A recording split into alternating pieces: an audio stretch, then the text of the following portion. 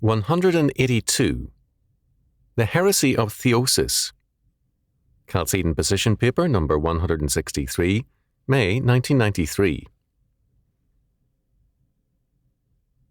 In recent years, there have been defections from the ranks of charismatics, Arminian fundamentalists, Calvinists and Roman Catholics into Eastern Orthodox churches. Some Orthodox thinkers, such as Alexander Schmemann, have had a major following in various circles. Some of the defectors have gone into Eastern Orthodoxy with full knowledge of what it means. Others have been ignorant of the meaning of what they have adopted.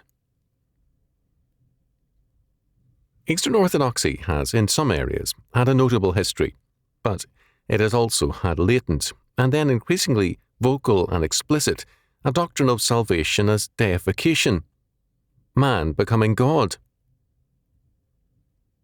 The roots of this heresy, theosis, are in an implicit pantheism, a concept of the continuity of being between God and man. In the 14th century, the monks of Athos claimed to have realized, in moments of ecstasy, the divine glory, the uncreated essence of God. They did this by fasting plus concentration on their navel. Barlaam challenged this as ungodly and heretical, but a synod condemned Barlaam and his party as heretics instead. To this day, on the Sunday of Orthodoxy, the Greek Church anathematizes Barlaam as a heretic. In more recent years, the doctrine of theosis has been developed. One version of it, that of V.S. Soloviev, has met with disfavor, partly, perhaps, because Soloviev supported the union of Orthodoxy with Rome. Soloviev also held to the deity of man's soul prior to its, quote, incarnation, end quote, in Adam. Orthodox theologians like the proto-presbyter Michael Pomazansky sharply disagreed with Soloviev.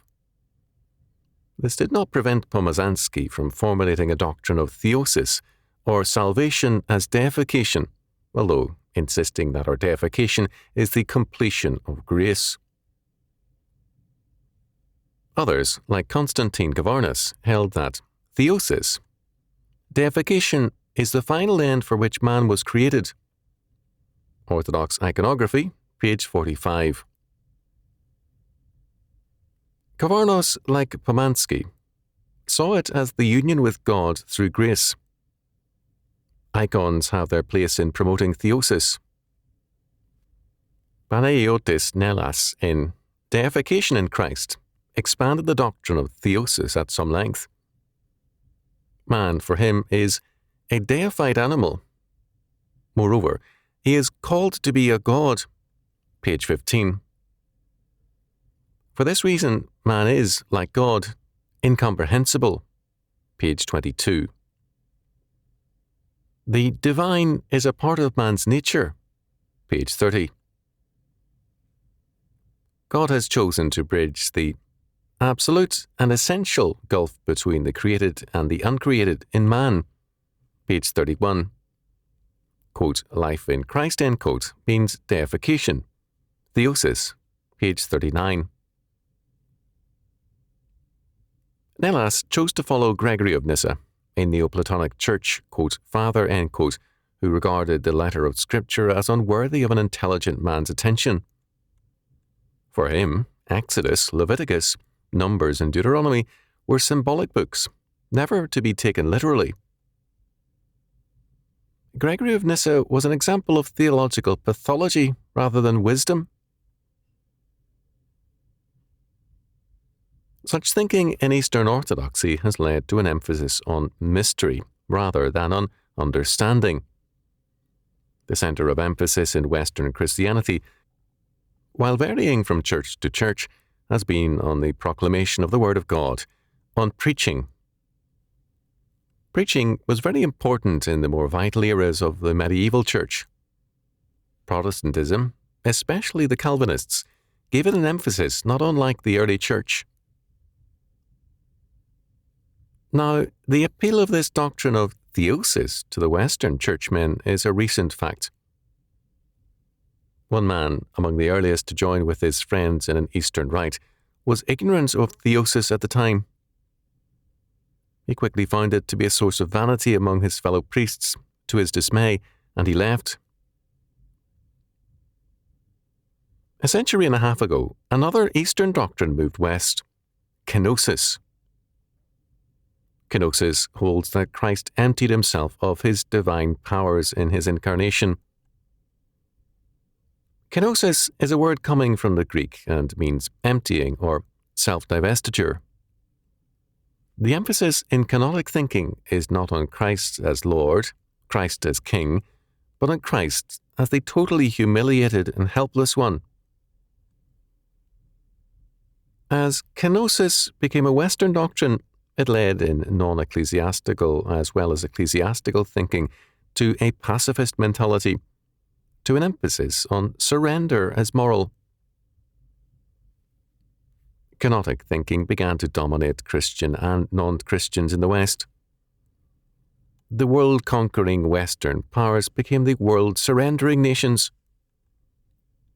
Few doctrines have been more devastating than this, and yet less studied.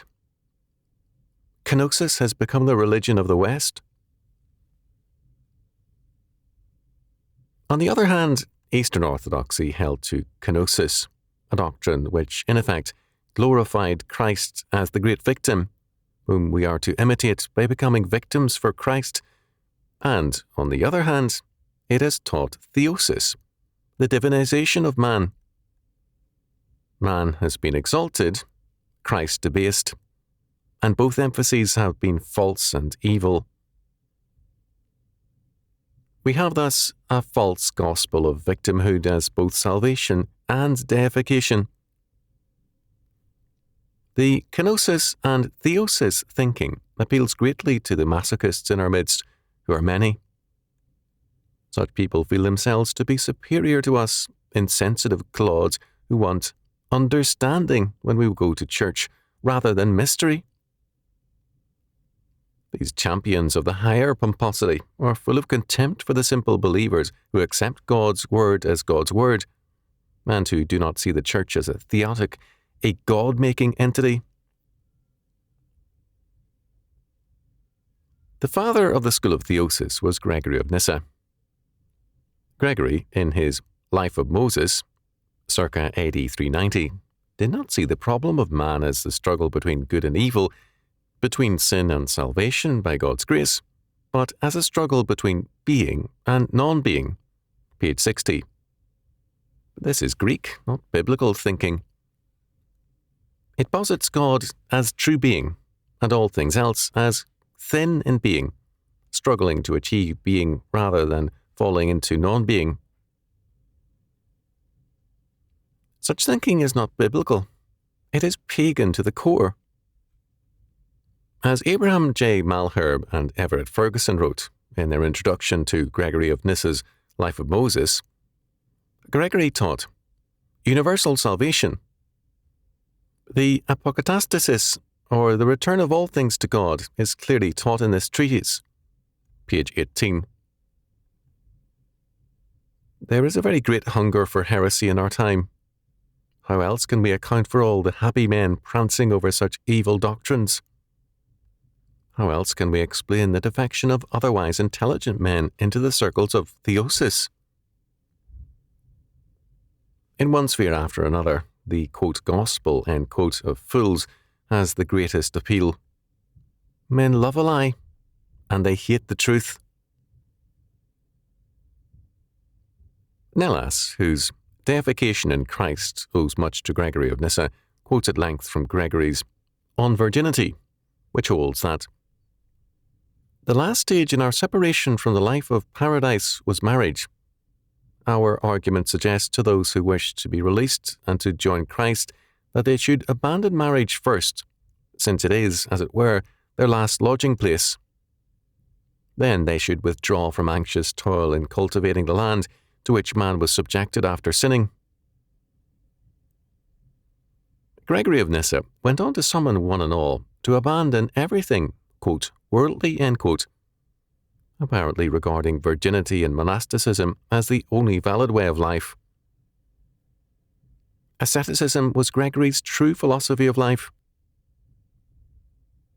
As John Meyendorff wrote in the preface to The Life of Moses, Gregory of Nyssa, in the Greek philosophical tradition, was open to syncretistic absorption of Oriental religions, but not to the absolute claims of the Mosaic or Christian faiths.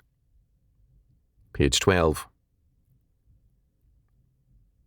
Gregory of Nyssa did not try to make the Bible understandable to Christians, but palatable to educated non-Christian Greeks.